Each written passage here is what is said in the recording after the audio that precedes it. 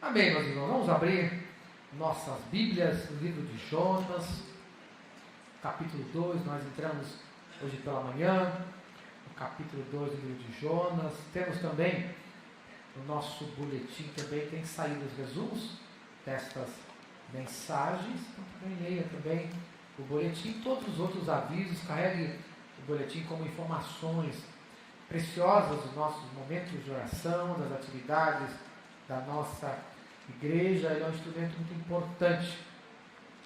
Então, Jonas capítulo 2, nós temos a oração de Jonas no ventre do grande peixe. O que a gente vai aprender com esta oração? Nessa oração, como nós começamos a falar na parte da manhã, não existe nenhum pedido, e sim um motivo de gratidão que nós temos aqui. Jonas capítulo 2, dos versos de 1 a 10. Então Jonas, do ventre do peixe, orou ao Senhor seu Deus e disse: na minha angústia clamei ao Senhor, e ele me respondeu. Do ventre do abismo gritei, e tu me ouviste a voz.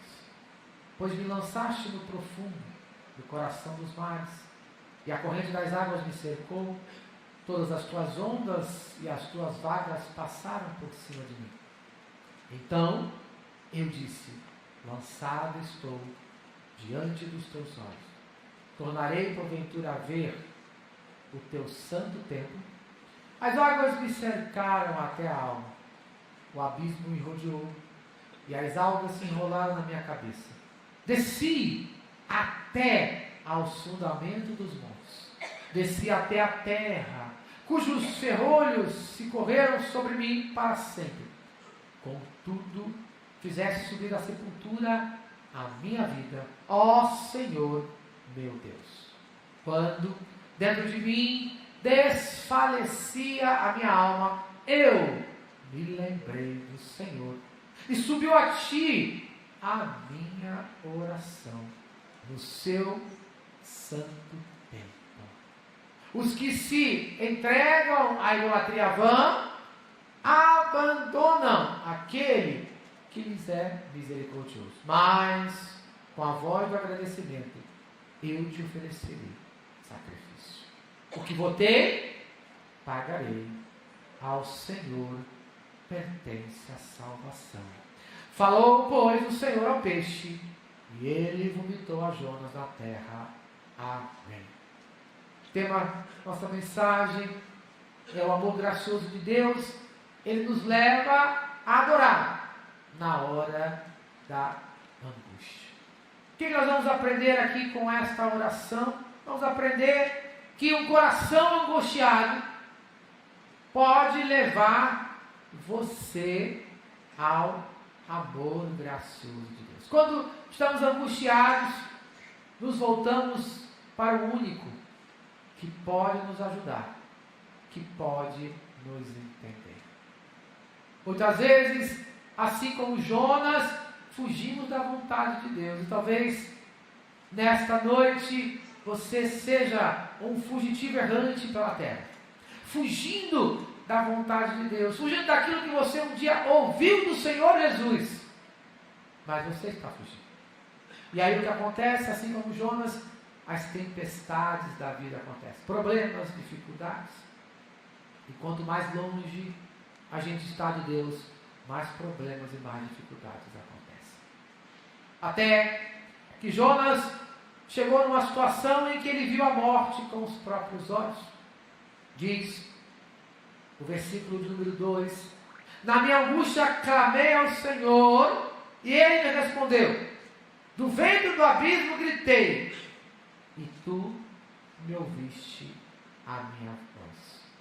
Jonas, assim como nós, tomou várias decisões sem consultar a Deus. Quantas vezes você toma decisões que você não consulta a Deus? A falta de oração em nossas vidas, como a vida de Jonas, nós vemos que no capítulo 1 ele não orou, ela enfraquece a nossa fé.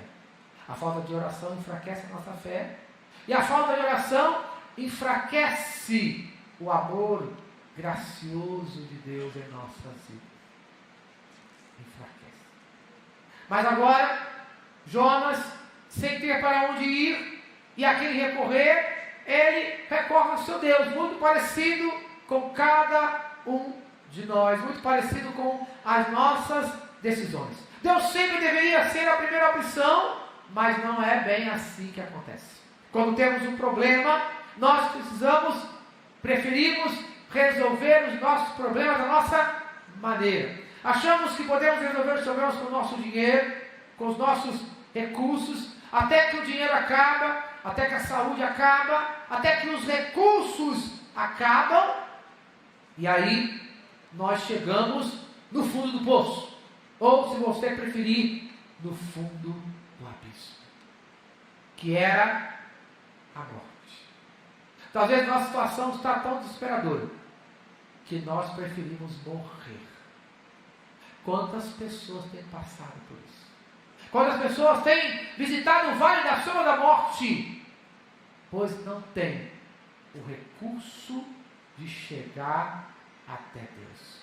Nós vemos no capítulo 1 que até os incrédulos marinheiros reconheceram mais rápido a Deus do que o próprio Jonas, que era seu profeta. Às vezes precisamos sofrer igual a Jonas para orarmos ao nosso Deus de amor, pois quando tudo está bem, nos acomodamos na nossa zona de conforto e achamos que não precisamos de Deus, que não necessitamos do seu amor gracioso. Muitas vezes nós vivemos assim.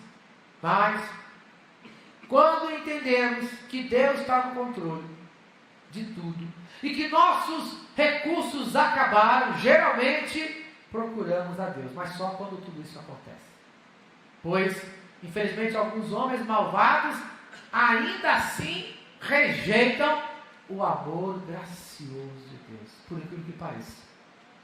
Algumas pessoas ainda assim rejeitam esse amor. Algumas pessoas, mesmo quando estão no fundo do poço, mesmo quando estão na miséria total, ainda assim rejeitam o amor de Cristo Jesus. Provavelmente você deve ter presenciado essa situação com alguém. Na cruz do Calvário, nós vemos lá 2 ladrões que estavam ao lado de Jesus. E um daqueles, nem na hora da morte mais cruel, se arrependeu. Pois é a dureza do coração do ser humano. Mas Jonas declara no versículo 2 que tu me ouviste a minha voz. Esta é provavelmente uma das maiores verdades da palavra de Deus. Ele está sempre pronto a ouvir as nossas orações. O contrário de nós, que geralmente não estamos prontos a ouvir a voz de Deus. Porque quando eu oro, eu falo com Deus. Deus sempre está atento à voz dele, às nossas orações. Ele sempre está atento. Mas, quando falamos em ler a palavra de Deus, para ouvir a voz de Deus, ou quando falamos, participe do culto, ouça a mensagem, nós preferimos não ouvir a voz de Deus, porque a voz de Deus incomoda realmente. Eu acredito que é por isso que muitos fogem de ouvir a voz de Deus. Eu acredito que é por isso que muitos rejeitam até um simples folheto. Quando você entrega, algumas pessoas recusam, algumas pessoas amassam com tanto ódio. Quantas vezes já presenciei isso? A rejeição. Não a mim, mas ao próprio Deus. Muitas vezes as pessoas fazem isso.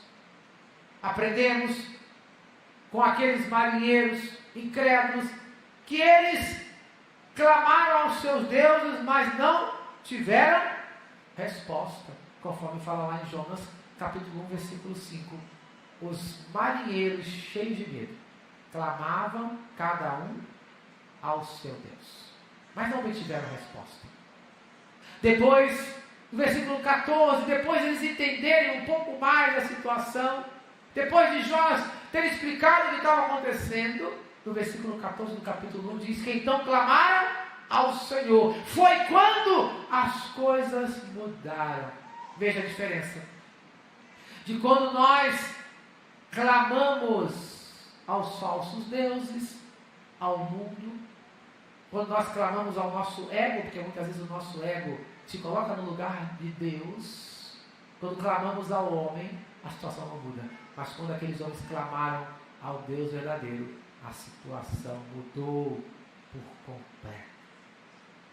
A situação só muda quando nós buscamos a Deus. Assim como os marinheiros, como Jonas dentro do grande peixe, como os discípulos de Jesus quando estavam na tempestade, eles só tiveram resposta quando clamaram a Deus. Da mesma maneira, a situação só começa a melhorar quando na tempestade nós começamos a clamar a Deus. Nem sempre a tempestade passa rápido.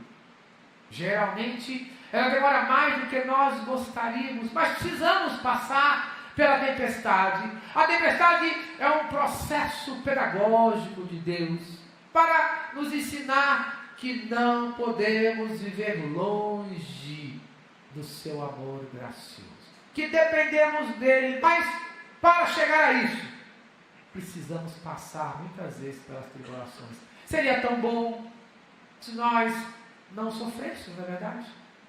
Mas muitas vezes nós procuramos o sofrimento e a dor com as nossas próprias mãos. Por quê?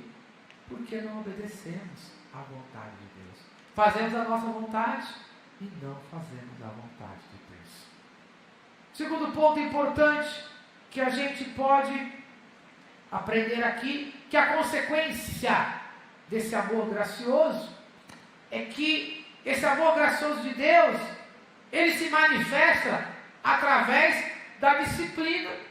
Muita gente acha, que quando alguém está passando por um problema é castigo de Deus. Mentira, Deus não castiga ninguém não, tá? Se você pensa assim, você está errado. Deus não faz isso não. Os discípulos perguntaram certa vez, falaram, por que esse camarada é cego? Quem pecou? Foram os pais dele ou foi ele? Por isso que ele está passando por isso? Jesus diz, não, ninguém pecou não. Isso aí é para a glória de Deus. Jesus foi lá e curou o camarada. Nós achamos que Deus está preocupado em castigar você. Deus não vai perder tempo com isso não, meu irmão. A gente ensina as crianças assim e depois não sabe por que elas fogem de Deus. Olha, menino, se você fizer isso, Deus vai mandar um raio do céu, um raio que parta a sua cabeça. Mas isso é verdade. E ainda pior, aqueles que falam assim, menino, se você fizer bagunça, o pastor puxar a sua orelha. Não puxa a orelha de ninguém não, por favor. Não faça o pastor se tornar, o bicho papão da história, não. Não é Deus e muito menos o pastor. Não, Deus não é rancoroso. Ele não faz isso. Não. A disciplina é muito pelo contrário.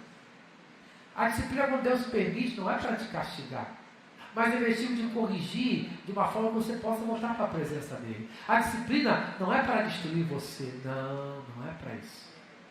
Mas nós vamos passando de forma errada, como se alguém está passando por algum problema, como se Deus estivesse castigando alguém. Deus não castiga ninguém. Deus não castiga ninguém. Versículo 3, Jonas, ele faz essa declaração: por que tu me lançaste no profundo, no coração dos mares, e a corrente das águas me cercou. Todas as tuas ondas e as tuas vagas têm passado por cima de mim. Ele entende que Deus estava disciplinando ele. Os marinheiros são apenas instrumentos nas mãos de Deus, porque quem jogou Jonas no mar foram os marinheiros. Acredito que Jonas ele era meio covarde, porque ele podia ter pulado no mar, não precisava de ninguém para jogar ele no mar. Podia ter resolvido, Podia até pego lá um bote, jogado no mar, um colete, qualquer coisa, ele mesmo poderia ter feito isso. Ele mesmo poderia ter feito. E muitas vezes nós somos covardes, fugimos, somos covardes, e aí precisamos que Deus use algum instrumento, porque a gente não tem essa coerência, essa capacidade de reconhecer. Ele entendeu que era o único responsável, que tudo estava acontecendo, mas ele não tinha força para tomar uma atitude. Muitas vezes nós até entendemos que estamos errados, mas não temos força para tomar uma atitude, para mudar de circunstância. Veja aqui uma virtude, Mesmo os piores pecadores têm virtudes, têm qualidades, porque ele não transferiu a culpa, como muitos de nós fazemos quando as coisas não dão certo. Ele não culpou a tempestade, ele não culpou os marinheiros, Deus ou o diabo. Porque nós temos mania, né? O diabo, de vez em quando, ele pode dizer que seja até uma peninha do diabo. Porque tudo é culpa do diabo. Tudo é culpa do diabo. Mas o diabo não é culpado por tudo. Geralmente eu digo que nós somos mais culpados que o diabo, porque eu faço a minha escolha e coloco a culpa no diabo. Ah, foi o diabo que me tentou, pastor. Foi o diabo. É fácil transferir a culpa para o diabo, para Deus, para o irmão, para a igreja, para o pastor. Olha aqui, Jonas entendeu que aquela tempestade veio e estava prejudicando os marinheiros porque ele era o único responsável. Ele era o único responsável. Então isso é uma qualidade que nós precisamos entender. Ele entendeu que Deus, pelo seu amor gracioso, o estava disciplinando. O autor de Hebreus nos ensina isso. Hebreus, capítulo 12, versículos 6 e 8, o autor de Hebreus ele fala assim: porque o Senhor Deus corrige o que ama, e Ele açoita a qualquer que recebe por filho. Se suportais a correção, Deus vos trata como filhos. Porque que filho há a quem o pai não corrija? Mas se estáis sem disciplina, da qual todos são feitos participantes, então sois bastardos e não filhos. Amém. Hebreus, capítulo 12, versículos 6 e 8. O autor de Hebreus, ele deixa bem claro que Deus corrige o que Ele ama. Então Ele não está castigando você porque Ele é carrasco, mas é porque Ele ama você. E Ele quer que você volte para a presença dEle. Por isso Ele permite que certas coisas aconteçam em nossas vidas. Em Lamentações, profeta Jeremias, no capítulo 3, versículo 22, ele fala: as misericórdias do Senhor são a causa de não sermos consumidos, porque as suas misericórdias não têm fim. O versículo de número 3, ele é um grito de esperança, assim como o capítulo 3 de Lamentações, versículo 22. Então, grite por socorro ao Senhor em meio a todo o seu sofrimento. Grite a Ele. Clame a Ele em alta voz, assim como fez o profeta lá no ventre do peixe, pois estava só ele e Deus. Deus era o único que poderia socorrer. Por isso, o Senhor Jesus nos ensinou que entre no seu quarto, feche a porta do seu quarto, e o teu Pai que te vê em secreto te recompensará. Então entre na presença de Deus, grite com Ele, chore, grite por socorro, clame e espere que a misericórdia de Deus o alcance. É isso que o Pai espera. O Pai espera renovar a sua misericórdia a todo momento. Não pense que você está sofrendo e está vivo. Você está sofrendo e está vivo porque a misericórdia dele te alcança, porque senão você teria morrido. Não pense que isso é o pior que pode acontecer com você. O pior que pode acontecer com o ser humano é morrer sem Deus. Que o pior que pode acontecer com o ser humano é morrer sem querer aceitar a misericórdia de Deus. Porque, apesar de tudo isso, algumas pessoas ainda rejeitam a misericórdia de Deus. Não foi assim com Jesus, em que Jesus fez coisas boas, pregou o seu amor, foi misericordioso, e por isso foi crucificado.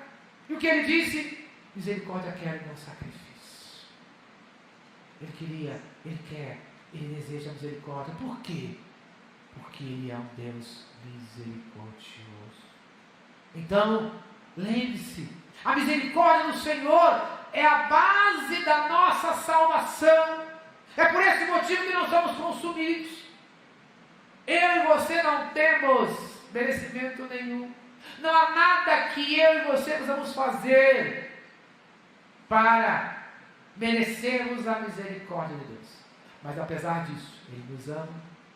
E Ele entregou o seu Filho Jesus na cruz do Calvário, para que fosse sacrifício por mim e por você, para que a misericórdia dEle fosse demonstrada ali na cruz do Calvário, conforme diz a palavra de Deus. Cristo nos amou primeiro, sendo nós ainda pecadores, longe do seu amor. A misericórdia dele, ela nos alcança, ela é a base da nossa salvação. Você é convidado a ter esperança no amor gracioso de Deus, mesmo em meio à provação, principalmente em meio à provação, é que o amor gracioso de Deus se manifesta. É nesse momento, através da disciplina, que passamos pela dor, é que reconhecemos o amor gracioso de Deus. Você acredita que Deus precisava de Jonas para alguma coisa? Claro que Deus não precisava de Jonas.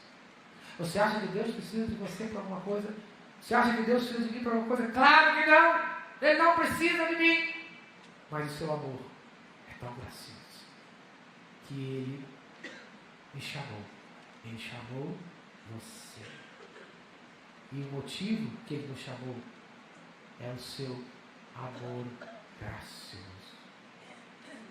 E finalmente, o terceiro ponto que a gente pode destacar é que nós, infelizmente, repelimos o amor gracioso de Deus. Esse amor está aí, como eu disse, rejeitamos esse amor. Nós repelimos esse amor com as nossas ações e atitudes. Versículo número 4 fala exatamente isso. Lançado estou diante dos teus olhos, tornarei porventura a ver o teu santo templo. O templo era para o judeu a presença de Deus, aonde Deus estava presente. E Jonas fugiu dessa presença. E agora, ele entende que por causa dos seus erros, ele foi lançado longe da presença de Deus. E agora, ele pergunta, será que eu vou voltar a estar na presença de Deus? Sabe, é interessante que muitas vezes nós temos tantas oportunidades, principalmente na juventude, para estar na casa de Deus. E muitas vezes nós preferimos, como Jonas, estar longe da casa de Deus. Juventude, né? É a melhor fase, vamos dizer, do ser humano, que ele está com força, em que ele produz muitas coisas, mas muitas vezes ele prefere estar longe da presença de Deus. E aí, quando chega já a fase mais adulta, quando chega a velhice, que já não podemos estar com constância na casa de Deus, aí sentimos falta. Por isso, o autor de Eclesiastes, no capítulo 12, versículos 1 e 2, ele nos chama, ele nos dá um lembrete, um alerta. Lembra-te também do teu Criador, nos dias da tua mocidade, da tua juventude, antes que venham os maus dias, e cheguem os anos dos quais venha dizer, não tenho neles contentamento, antes que se escureçam o sol, e a luz, e a lua, e as estrelas, e tornem a vir as nuvens depois da chuva. Sabe? A juventude é a melhor época da nossa vida, em que nós podemos produzir, em que a saúde está melhor, estamos a todo vapor, não é verdade? É a época em que preparamos para nos casarmos, estudamos, trabalhamos, temos filhos, produzimos, uma época de tantas coisas para se fazer. E aí estamos ocupados demais para Deus. Mas como disse de manhã, ninguém está ocupado demais para Deus. É só uma questão de você ter prioridade. Não era a prioridade de Jonas estar na presença de Deus. Por isso ele fugiu. E provavelmente, para muitos de nós, nem sempre a prioridade está na presença de Deus. Preferimos curtir a vida. Mas aí o autor de Eclesiastes, ele lembra, olha, vai chegar um momento que os dias maus vão chegar. Isto é, com a velhice. A Bíblia fala no livro de Salmos que aquele que passar de 70, 80 anos vê o que? A canseira, o enfado, a dificuldade da vida. Que ele está falando exatamente isso, olha, na velhice, não vamos ter mais tanto contentamento. Não vamos ter mais tanto contentamento. Na velhice, que ele está falando aqui, são das doenças. Antes que se escureça o sol, a visão já não é mais a mesma. para poder ler a palavra de Deus. A audição já não é mais a mesma para ouvir a palavra de Deus. As tempestades serão mais constantes. Quando ele termina dizendo, as nuvens depois da chuva são as tempestades para a vida. Quanto mais velhos nós ficamos, pode notar, maiores ficam as tempestades. Mas esquecemos muitas vezes de Deus. Por quê? Porque o nosso pecado, ele nos afasta da presença de Deus. Não permita que as suas escolhas afastem você da presença de Deus. Pois vai chegar um momento que você vai ansiar tanto estar na presença de Deus, mas não vai ser possível. A própria palavra de Deus diz, buscar ao Senhor enquanto se pode achar. Buscar ao Senhor enquanto Ele está perto. Isaías fala isso. Vai chegar um momento que você não vai conseguir mais estar tão presente na presença do Senhor. Então reflita nisso tudo. Reflita nisso tudo. Jonas ali, naquele momento de dor, ele faz um momento de reflexão. Agora ele teve tempo. Agora ele teve tempo. Enquanto ele estava curtindo a vida doidado, não é verdade? Ele não teve tempo para isso. Mas agora não tinha mais o que curtir. Agora ele estava próximo do vale da sombra da morte. E aí ele clama a Deus. Não permita, conforme fala o versículo de número 8, os que se entregam à idolatria vã. O que ele quer dizer com isso? Ele quer dizer o seguinte: nunca troque Deus, colocando um ídolo no seu lugar. Que pode ser um ídolo, não é apenas uma estátua, mas é qualquer coisa que vem em primeiro lugar, que vem antes de Deus. Muitas vezes nós fazemos ídolos que estão em primeiro lugar, que é Deus. Meus estudos estão primeiro do que Deus. Meu trabalho está primeiro do que Deus. Meu namoro, meu casamento, a minha família. Em primeiro lugar vem Deus, porque Ele sustenta tudo isso. É isso que Jonas está falando. Jonas reconheceu agora que ele havia colocado o seu desejo, a sua vontade de fugir da presença de Deus em primeiro lugar. Então, não faça isso. Não faça isso. Porque para alguns pode ser tarde. Deus dá uma oportunidade para todos nós. Mas não troque Deus por momentos de prazer. Como ele fala no versículo 8, os que se entregam à idolatria vã e abandonam aquele que lhes é misericordioso. Ele tinha abandonado aquele que era misericordioso. Ele tinha abandonado o amor gracioso. Mas aqui ele tem esse momento de arrependimento. E ele fala no versículo de número 9: mas com voz do agradecimento eu te oferecerei sacrifício. O que votei, pagarei. Ao Senhor pertence a salvação. Assim como Jonas, reconheça que nem sempre as suas escolhas são as melhores. Geralmente elas não são. Se arrependa, faça um voto ao Senhor de voltar para a sua presença, de caminhar nas suas misericórdias. Mas faça um voto e cumpra, porque a palavra de Deus diz também que é melhor não votar do que votar e não cumprir. Então pense nisso. Como tem sido o seu relacionamento com Deus? Como tem sido os seus momentos na presença do Senhor? Converse com Ele. Reconheça que muitas vezes nós abandonamos a Ele, que é misericordioso, que é amoroso, que quer cuidar de nós. Clame a Ele, para que Ele te receba de novo. Reconheça, como forma de gratidão, que a Ele pertence a salvação. E seja assim abençoado como Jonas foi. Porque diz o versículo 10, encerrando esse capítulo, falou, pois, o Senhor ao peixe, e ele vomitou a Jonas na terra. Jonas estava no vale da sombra da morte. Jonas estava se preparando para morrer. Estava ali desistindo praticamente da vida. Mas a misericórdia de Deus alcançou ali. Como ela tem e pode alcançar a todos nós. Basta você pedir. Basta você ser sincero de coração.